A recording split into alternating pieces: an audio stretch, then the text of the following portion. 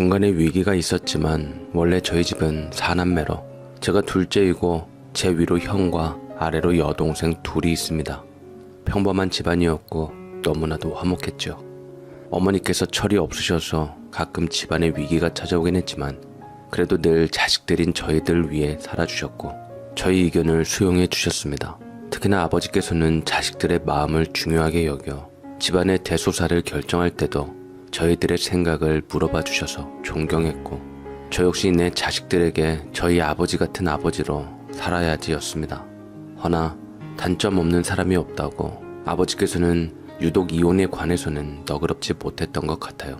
옛날 분이라 그런지 몰라도 저희 집안 식구들 중 단 한 명도 이혼은 절대 용납할 수 없다는 것이 바로 아버지 마음이셨습니다. 사실 사교성 많은 어머니께서 젊어서 아줌마들이랑 여기저기 놀러다니며 이것저것 손대서 꽤나 집안 살림을 기울게 했고 그것 때문에 여럿 이혼한 걸로 아는데 그때도 아버지께서는 잘못을 눈감아 주시며 이혼 같은 말은 한 번도 내뱉지 않았습니다. 그래서 부모님께 저희가 결혼 허락을 받으러 갔을 때도 더더욱 신중해야만 했던 우리 자식들이었죠. 둘이 잘 생각해서 여기까지 오게 된 거지. 나는 부모로서 니들 둘이 좋으면 결혼을 하는 건 상관없다. 단 우리 집안의 이혼은 절대 허락할 수 없으니 신중히 선택하도록 해라 라고 했고 우리는 돌다리도 두들겨 봐서 건너듯 매우 고민에 고민을 거듭해서 현재의 배우자와 처음이자 마지막 결혼이라 생각하고 혼인신고서를 작성했습니다. 그런데 이렇게 신중하게 결정했는데도 사실 한 치 앞도 예상할 수 없는 게 우리네 인생이잖아요. 다름이 아니고 가족들 기념일 때마다 심상치 않은 형제 부부가 드러나기 시작했는데 바로 존재감 없었던 막내 동생이었습니다.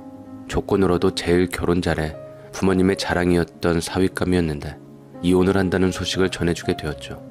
처음에는 아슬아슬하게 숨기며 살았던 여동생은 일단 아버지한테 말하기 전 이혼부터 한 후 밝힐 시기를 살폈는데 꼬리가 길면 밟힌다고 아버지가 눈치를 채게 되었고 한바탕 집안이 난리가 났더랬습니다. 아버지의 빗자루질을 피해 도망간 겁이 난 막내 여동생이 제게 다급하게 전화가 왔더라고요. 숨도 못 쉬며 꺼이꺼이 울면서 말을 했지요. 나 정말 이렇게는 못 살겠어. 대체 아버지 다 큰 딸에게 왜 그러시는 건데? 내가 내 인생 행복해지자고 이혼한 게 그렇게 큰 잘못이야? 사는 게 아니어서 사이에 자식도 없고 깔끔하게 이혼한 건데 대체 아버지가 돼서 이혼한 딸 감싸주지는 못할 망정 내게 왜 그러시는 건데? 솔직히 여동생 말이 틀린 것은 아니었어요. 사람이 살면서 안 맞으면 이혼을 할 수도 있지. 아버지는 유독 가정의 중요성을 강조하며 집안에 이혼이란 것은 없다고 외치던 분이셨기에 아버지가 너무한다 생각이 들었고 아버지를 설득할 요량으로 어머니께 곧장 전화를 했는데 이상하게 전화 받은 어머니께서 통곡하며 심상치가 않으시더라고요. 아이고 전화 잘했다. 어서 병원으로 와라. 너희 아버지는 막내가 앞에서 이혼 얘기 꺼내자 대차게 노발대발 하신 그때 쓰러지셨다. 너희 아버지 불같은 성격을 대체 어쩌면 좋으냐.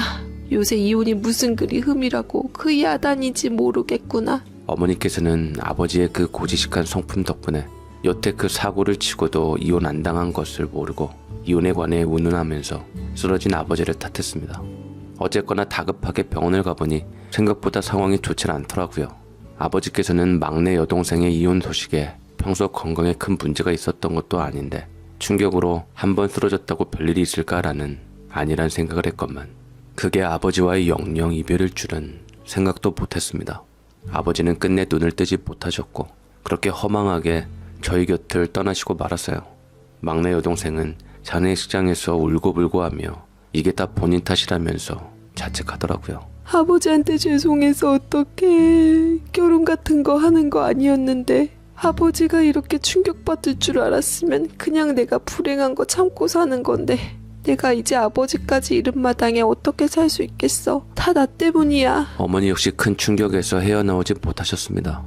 저 역시 마음이 너무 아팠고 힘겨웠지만 이럴수록 가족 구성원 하나라도 힘을 내야 한다고 생각을 했어요. 정신없이 울고 있는 큰형에게 마음 굳게 먹고 말을 했습니다. 형 지금 이럴 때가 아니야. 어머니랑 동생들 다 힘들어하는데 우리라도 정신 차려줘야지. 집안의 중심을 잡아줘야 할 것 같아. 그간 아버지가 해주셨던 그 노릇을 같이 나눠서 해보자고. 저는 형에게 그렇게 말을 한 뒤 눈물 한 방울도 가족들 앞에서 흘리지 않았습니다. 너무 사무치는 그리움과 슬픔에 잠길 때는 조용히 화장실에 가서 홀로 털어내고 왔고 그게 맞다고 생각했습니다. 아버지의 장례를 모두 마친 후 여전히 가족들은 슬픔에 잠겨 아무것도 하지 못했습니다. 특히나 어머니가 참 힘겨워하셨어요. 자식들 시집장가 다 보내고 이제 노후는 편하게 놀면서 보내자 해놓고 내 아버지는 뭐가 그렇게 급해서 가버렸다니. 자식 이혼하는 게 뭐가 그리 충격이라고. 그렇게 떠나가면 남은 가족들 어떻게 살라고 끝까지. 무책임한 양반이다 네 아버지는. 어머니는 후회가 되는 듯 정말 많은 눈물을 흘리셨습니다. 마음을 어렵게 추스르고 계실 때 아버지 재산 정리를 해야 했고 당연히 배우자인 어머니가 상당 부분을 받으셨고 나머지만 조금씩 자식들에게 분배가 되었습니다. 어머니가 예전에 아줌마들이랑 갯돈, 부동산 투자 어쩌고 하며 몰려다니면서 돈을 잃은 전력이 있었기에 우리 형제들은 걱정을 했지만 다행스럽게도 과거의 투자 실패를 거울 삼은 것인지 어머니는 슬픔에 겨워 당장 아버지 재산을 손대지도 않으셨고 그저 그렇게 묵묵히 살고 계셨어요. 저는 어머니도 챙겨야 했지만 본인 때문에 아버지가 돌아가셨다며 자책하는 막내 여동생도 챙겨야 했습니다. 그렇다 보니 주말마다 자주 본가로 내려갔고 또 따로 여동생을 만나기도 했지요. 이런 과정에서 제가 형에게 장남이 더 든든할 테니 어머니 좀 살펴보라고 몇 번이나 신신당부를 했는데 처음에는 협조하던 형은 언제부터인가 뜨뜻미지근하더니만 이내 형수 눈치가 보인다며 볼멘 소리를 해댔습니다. 야, 너 나만 나쁜 놈 만들지 마라. 나도 가족들 챙기고 싶은데 네 형수가 적당히 좀 하라고. 우리 식구들부터 챙겨야 한다는 통에 부부싸움도 늘고 집안 분위기가 살얼음 같아. 내가 아주 네 형수 등살에 살 수가 없어. 아니면 네가 와서 슬쩍 말이라도 꺼내보던가. 형수도 나중에 조카 키워서 시어머니 될 사람이면서 꼭 그렇게까지 해야 하나 그랬지만 평소 형의 형태를 돌이켜보면 그 마음을 충분히 이해를 못하는 바는 아니었어요. 그러나 저희도 아버지 안 계시고 집안 상황이 좋지 않았기에 당분간이라도 형이 필요하긴 했던 건 사실이었습니다. 형수를 구슬을 겸 조카 선물이랑 먹을 걸 사들고 형네 집으로 갔는데 형수는 제가 자리에 앉기도 전에 눈을 빼쭉 치켜뜨며 사람 무한하게 현관에서 일침을 쏘더라고요. 이런 거 사들고 이렇게 찾아오지 마요. 막말로 다 오픈해서 얘기해볼까요? 든든한 장남이 필요한 거라고 하면 앞으로도 어머니 일 생길 때마다 장남한테 기대실 거 아닌가? 돈이든 뭐든 말이에요. 우리도 겨우 사는 건데 난 그런 일 만들고 싶지도 않거든. 그래서 애초에 싹을 확 자르는 거니까. 장남이 뭐라고 다들 장남한테 기대고 있어. 그만 가봐요. 애 재워야 하니까. 형수는 제 면전에 대고 저렇게 말을 했고 저는 너무 기분이 나빴습니다. 형수만 아니었다면 저 역시 할 말이 꽤 많았지만 분란을 만들고 싶지 않아서 꾹 참았죠. 제가 더 화가 났었던 것은 어찌 보면 형의 태도였는데 형은 그 옆에서 찍소리도 못하고 멀뚱멀뚱 쳐다만 보는 게 정말 서운하더라고요. 그 후 제 가족은 제가 장남 역할을 자처하며 챙기면서 살았는데 다행인 건 제 아내는 형수와 달리 시댁 상황을 이해해 주었습니다. 두 팔 벌려 환영까지는 아니더라도 노력하는 것 같아서 참 고맙더라고요. 나 이번 주말에 어머니 댁에 다녀와야 할 것 같아. 미안해. 이번 주에 집안일 도와주기로 했는데 자꾸 번번이 빠지게 돼서. 아니야. 어머니 혼자 계신데 당연히 걱정될 만하지. 차라리 당신 혼자 가는 것보다 나랑 우리 애들도 같이 갈까? 어머니 적적하시고 애들도 드라이브도 할 겸 오다가 어디 들렸다 와도 되고 뭐 이참에 바람 한번 쐬는 거 아니겠어? 제가 주말에 어머니 댁 갔다 온다고 하면 이렇게 주고받으며 같이 가주기도 했습니다. 이럴 때일수록 식구들이 북적북적해야 한다고 말이죠. 자주 와서 그런지 어머니는 꽤 좋아하셨는데 막내 여동생은 쉽사리 트라우마에서 벗어나기 힘든 것 같았습니다. 그런 동생의 마음이 어떤 마음인지 이해가 갔지만 또 한편으로는 본인을 위해서라도 이제 그만했으면 했어요. 너도 이제 그만해라. 그 정도 자책했으면 됐다. 아버지가 설마 너 평생 자책하며 살라고 그렇게 가셨겠어? 그건 아니잖아. 아버지 그렇게 허망하게 가셨으면 네가 더 잘 사는 모습을 보여드리려고 노력을 해야지. 왜 그러고 있어? 대체 언제까지 내 탓이오 하면서 술만 마시고 있을 건데. 나도 이제 할 만큼 했고 더는 이런 꼴 못 봐주겠다. 정신을 차리던 그렇게 망가지던 네가 알아서 살아. 저는 동생을 포기하든 말을 했습니다. 연세 드신 어머님 모시기도 벅찬데 대체 언제까지 동생까지 봐줘야 할지도 모르겠었고요. 안 그래도 머리가 아파서 지끈거리고 있었는데 동생은 자기가 쉽게 자책감에서 떨치지 못한 이유를 어머니를 피해 자리를 마련한 다음 털어놓았습니다. 우리 아버지 불쌍해서 어떡해. 곁에서 보기엔 아버지 재산 다 물려받고 그걸로 요새 청춘 사업 하시는 것 같은데 아버지 가신 지 얼마나 됐다고 웃으시면서 꽃단장하러 외출하시고 하는데 아무래도 엄마에게 남자가 생긴 것 같아. 뭐라고? 남자? 너 확실한 거야? 여동생 말이 사실이라면 이거는 정말 우리 형제들에게 피가 거꾸로 솟을 배신이었습니다. 여동생이 쉽게 트라우마에서 못 벗어날 만도 할 것 같기도 했는데 저는 이 말을 듣고 정말 충격을 받았어요. 여동생들은 예의상 어머니가 아직도 곱고 젊다며 천천히 아버지를 잊고 좋은 사람 또 만나서 친구라도 만들라고 몇 번 부추기긴 했는데 그럴 때마다 저는 그런 헛소리 말라고 싫다고 했고 어머니 역시 제 말에 동조하며 돌아가신 아버지만을 위해서 평생을 그리며 살 것이라고 하셨습니다. 그런데 남자친구가 생겼다니 참으로 눈 감은 아버지가 되살아날 일이었죠. 저는 사실 확인을 위해서 어머니께 직접 말을 들어야만 했고 얼굴 보고 얘기되는 것이 가장 좋았지만 주말이 되어 어머니께 가보지는 못할 것 같아 안부 인사차 전화를 드리며 스리슬쩍 돌려 물었더랬죠. 하지만 어머니는 명확한 속 시원한 대답 대신 빙빙 돌리며 심증만 더 짚였습니다. 나도 오늘 약속이 있어서 안 와도 괜찮아. 처음부터 말하고 싶었는데 앞으로는 그렇게 자주 오지 마라. 너희 아들이라 치지만 손주들과 며느리는 무슨 죄니. 난 눈치 없는 시엠이 되기도 싫고 요새 나도 약속이 좀 많아졌거든. 왜요? 대체 뭐라고 다니시는 건데요? 설마 예전처럼 아줌마들이랑 개모임 하시면서 투자처 찾고 몰려다니시는 곳이에요? 끝까지 모른 척 얘기를 하자 어머니는 잠깐 생각하시는 듯 말이 끊기시더니 이미 제가 뭘 알고 전화한 것을 눈치챈 듯 그제서야 속내를 비치셨습니다. 네가 워낙 아버지를 존경하고 따라서서 어떻게 생각할지는 모르겠다만 아버지는 어찌됐든 이미 저 세상 사람이 되었고 산 사람은 살아야 하는 게 맞다 생각한다. 엄마 요새 만나는 사람 생겼다. 요즘같이 등산도 다니고 차도 마시고 친구처럼 잘 지내고 있는 사람이야. 그러니까 너도 더 이상 내 걱정 말고 네 안사람이랑 자식들 잘 챙기거라. 저는 이 말을 들었을 때 망치로 머리 한 대를 맞은 듯 띵했습니다. 제가 유나를 떤다 생각한 건지도 모를 일이긴 했지만 저는 매우 화가 났고 납득이 되질 않았습니다. 아버지가 이미 돌아가셨지만 꼭 엄마가 바람을 피우는 것 같은 배신감이 들었다고나 할까요? 그렇게 슬퍼할 때는 언제고 어떻게 다른 사람을 만날 수 있지 싶어 어떻게든 엄마를 말리고 싶었습니다. 어머니, 남자친구라는 그 사람 만나지 마세요. 자식들 넷이나 있고 아들이 이렇게 자주 와서 같이 있어 드리는데 뭐가 외롭단 말이에요. 아버지 떠나시고 그렇게 힘들어 하시더니 다 가식이셨어요? 좋게 말씀드릴 때 그냥 정리하세요. 전 그렇게 이해 못하니까요. 저는 어머니께 당장 그 사이를 정리하라고 말씀을 드렸건만 어머니는 못 들은 척을 하시는 건지 아무런 반응이 없은 채 그 자리를 회피하려는 듯 전화를 끊었습니다. 애시당초 자식은 안중에도 없으신 것 같더라고요. 그 모습이 보기가 싫어서 한동안 어머니를 찾아가지 않았고 시간이 갈수록 동생들 역시도 점차 마음을 열며 어머니도 여자이고 저렇게 고우신데 연애할 수도 있지 왜 그러냐고 끝까지 저를 이해하지 못하더라고요. 이 과정에서 동생들과도 언쟁이 있었고 참 듣기 싫어서 명절 때도 가족 모임에도 우리 식구들만 빠지게 되었는데 어느덧 성큼 어머니 환갑이 다가왔고 결국 어쩔까 고민하다가 아내의 설득에 환갑 때만큼은 가야만 했습니다. 공교롭게도 하필이면 그때는 또 아버지 기일이었죠.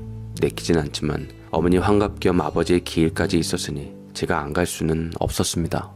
그래도 환갑이시니 형제들끼리 의논해서 좋은 곳을 빌려서 지인들을 모두 초대해 잔치를 했고 어머니께서 이날 지인들과 행복하게 보내시는 모습을 보니 기분이 또 좋더라고요. 한참 즐거운 시간을 보내고 있었는데 갑자기 낯선 누군가를 데리고 오더라고요. 키가 크고 젠틀해 보이는 인상 좋은 아저씨였는데 딱 봐도 부티나는 듯 있는 척하는 느낌이었고 뭔가 쎄한 게 기분이 나쁘기까지 하며 설마 하는 생각이 들었습니다. 그 와중에 어머니는 수줍은 소녀마냥 저희에게 소개를 시켜주셨더랬죠. 인사해. 엄마가 만나는 사람이다. 이분을 너희들에게 어느 시점에서 밝혀야 할지 내 고민이 많았는데 내 환갑을 맞이해서 겸사겸사 소개하게 되었구나.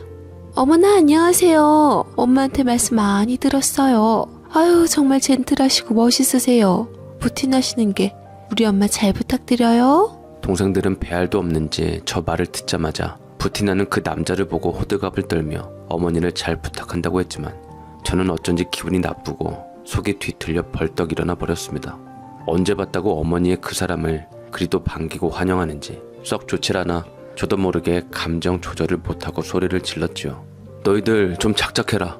내 아주 기가 막혀서 오늘이 다른 날도 아니고 아버지 기일인데 세상에 자식이란 것들이 어떻게 이렇게 말도 안 되는 장단에 춤을 출 수가 있어? 어머니도 그러시는 거 아닙니다. 아버지 보낸 지 얼마나 지났다고 벌써 다른 남자를 자식들한테 소개를 해줍니까? 한평생 우리만 보다 저렇게 허망하게 가진 아버지한테 죄스럽지도 않으세요? 이혼하면 큰일 날 줄 아셨던 아버지의 고지식함 때문에 평생 어머니로 인해 속 끓이고 사신 아버지 가자마자 이건 아니지 않습니까? 아버지 기일 때 내 남편이야 뭐 이렇게 소개하실 생각이신 거예요? 족보 꼬이게 하지 말고 당장 정리하세요. 제가 저번에 분명 좋게 말씀드렸는데 이건 아닙니다. 넷이나 있는 자식들, 손주들 좀 생각해주세요 어머니. 네? 저희 순식간에 환갑잔치 분위기는 싸해졌고 얼어붙었습니다. 그 뒤로는 제가 그냥 나와버려서 어땠는지 잘 모릅니다. 대체 어머니라는 사람을 이해할 수 없었고 여동생들은 그런 제게 한 걸음에 와서 이런 말을 하며 저를 탓하기에 바쁘더이다. 오빠도 참 너무한다. 엄마 환갑날 그렇게까지 해야 돼? 친척들의 지인들까지 모여있는데. 오빠 엄마이기 전에 엄마도 여자고 사람이야. 아버지는 이미 떠난 사람이고 오빠도 오빠 좋아하는 사람 만나서 결혼했잖아. 아, 그래 오빠. 나도 처음에는 나 때문에 아버지 돌아가시고 청춘 사업하는 엄마가 원망스러웠는데 생각해보니까 남겨진 엄마가 너무 불쌍하더라고. 엄마도 사랑하는 사람이랑 만나고 노후 보낼 자격 있고 선택권은 엄마한테 있는 거라고. 막내 여동생도 사실은 반대하는 입장이었지만 딸은 엄마 편이라고 그래도 어머니의 입장을 이해하며 받아들이는 것 같더라고요. 그러다 보니 저만 홀로 이상한 사람이 되는 듯 하였고 어머니는 제가 한껏 화를 내고 그렇게 가버려서 그런지 저를 보는 표정이 별로 좋지는 않으셨어요. 그야말로 환갑잔치는 엉망이 되어버렸고 모두들 그것이 제 탓이라고 손가락질하는 듯 했습니다. 저도 불쾌해서 아내와 아이와 함께 다 때려치우고 집으로 돌아가려던 찰나였는데 그때 우연찮게 친척분들 이야기를 듣게 되었어요. 저 사람 듣기로는 동숙이랑 젊었을 적 한창일 때 결혼하려다 집안 반대로 헤어졌다던데 참 사람 인연이 어찌 될 줄은 모른다더니 애들 애비 저 세상 보내고 하필 다시 만날 줄 누가 알았겠어. 만날 사람은 다 만난다더니 참 저 사람들도 대단하네 그려 라며 동숙이라는 어머니 이름을 정확하게 지칭하며 그 남자에 관해서 수근거리는 것 같았는데 저는 아버지가 늘 어머니를 보고 첫사랑이라고 하며 살았기 때문에 어머니도 당연히 그런 줄만 알았습니다. 허나 어머니가 데려온 사람이 사실은 어머니와 아버지가 모르는 젊을 적 시간을 절절하게 함께 보낸 사람이라고 얘기를 들으니 뭔가 더 마음이 울컥하는 생각이 들더라고요. 그러니까 한마디로 아버지 말고 다른 사람이 어머니에게 있었다는 말은 더더욱 참을 수가 없었습니다. 어머니께서는 제 앞에서 멍멍이 망신을 당하고 사람들 앞에서 얼굴을 들지 못하겠는지 머뭇거렸는데 제 현명한 아내는 일단 집에 갈 때 가더라도 잘못한 건 잘못한 거니 어머니의 환갑잔치를 엉망으로 만들어버린 제게 한마디를 하며 어머니와의 다시 대화를 하고자 해서 어머니와 저를 테이블 쪽으로 데려갔습니다. 객기를 부리며 안 가겠다고 했지만 워낙 아내가 강경하게 딱 마침표를 놓는 통에 아내에게만큼은 약한 제가 일단은 어머니와의 자리를 합석할 수밖에 없었죠. 잘 들어 당신. 나도 시누이들 말처럼 어머니의 인생이 중요하다고 생각해. 막말로 아버님이 어머님 때문에 돌아가신 것도 아니고 아버님이 살아계신 상태에서 어머니가 다른 분을 만난 것도 아니고 법적으로 참 떳떳한 상태로 진심으로 사랑하는 사람을 다시 만나셔서 아버지 역할을 해주신다 하면 더할 나위 없이 당신에게도 감사할 일 아냐? 당신이 시어머니 인생을 책임질 것도 아니면서 어쩌면 이렇게 이기적으로 굴어? 입장 바꿔서 당신이 그런 입장에 처하지 말란 법 없어. 그때 주제넘게 당신 행복을 방해하는 사람이 자식이라면 얼마나 기막힌 일이야. 아버님은 이미 가신 분이고 남아 계신 어머님께서 본인 행복을 위해 노력하시는 부분은 그 누구에게도 비난받을 수 없고 당연하다고 생각해. 라고 얘기를 하며 어머니와의 자리를 마련한 뒤 본인 역시 자리를 비켜주었는데 막상 아내의 말을 들으니 또 틀린 말은 아니었고 뭐 아버지 살아계실 때도 제가 아버지를 끔찍하게 위하고 챙겨주는 효자는 또 아니었기에 새삼 돌아가신 아버지를 생각해 어머니의 행복을 방해하는 것은 아니라는 생각은 들긴 했습니다. 어머니께서는 제 눈치를 연신 보더니 이내 깊이 한숨을 쉰 후 조심스럽게 말을 했습니다. 다 큰아들 붙잡고 이런 얘기하는 게 맞는지 모르겠다만 나도 너보다 더 젊었을 적 시절 진심으로 사랑하는 사람이 있었다.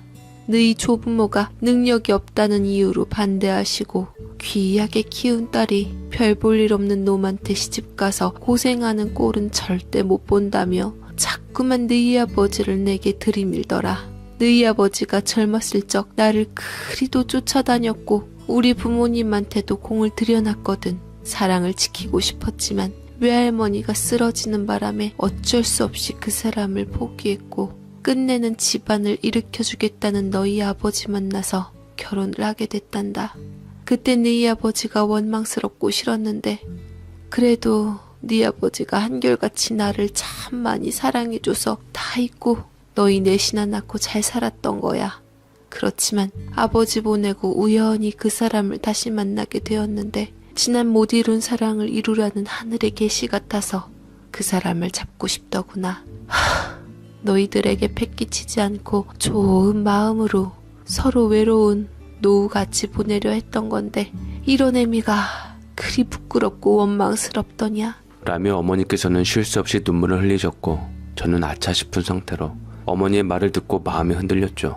어머니와 그 중년 남자는 그저 그렇게 가벼운 만남이 아니었고 긴 인연이 이제야 닿았다는 것을